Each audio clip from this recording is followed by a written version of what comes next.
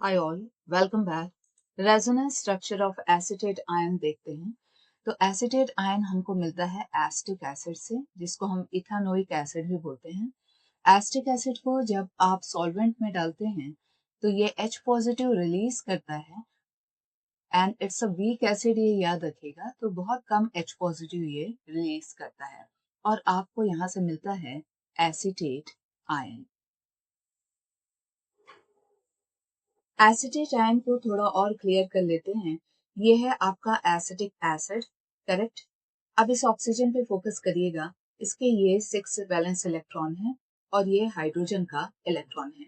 हेटेरोइलेक्ट्रिकली oxygen दोनों electron खींचेगा तो ये हो गया CH3, C double bond O, oxygen, ये इलेक्ट्रॉन इसके, ये इलेक्ट्रॉन भी इसका और एक इलेक्ट्रॉन ये हाइड्रोजन का लेके आया है। तो gain of an electron means single negative, इसलिए एसिटेट आयन को आप CH3COO नेगेटिव लिखते हैं और H पॉजिटिव यहाँ से रिलीज हो जाता है। ऑक्सीजन के पास 1 2, ये थर्ड इलेक्ट्रॉन इसका, वैलेंस इलेक्ट्रॉन 4 5 और ये इसका 6th इलेक्ट्रॉन और एक इलेक्ट्रॉन उसने हाइड्रोजन से लाया है जिसको हमने क्रॉस से दिखाया था, तो सिंगल नेगेटिव।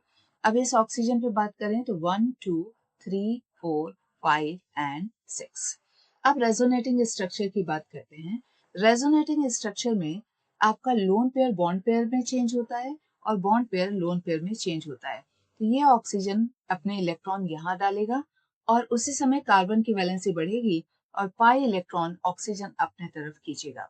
ऐसा होता है तो आपको क्या मिलेगा, CH3C।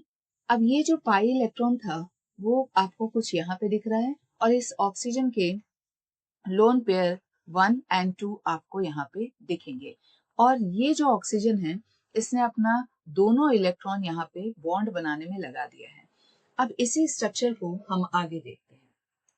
हाइब्रिड स्ट्रक्चर बनाने के लिए आप सेकंड को फर्स्ट के ऊपर रखेंगे, सुपर इम्पोज सेकंड ओवर 1। तो 1 स्ट्रक्चर में आपका पास क्या है, C डबल बॉन्ड O और सिंगल बॉन्ड O।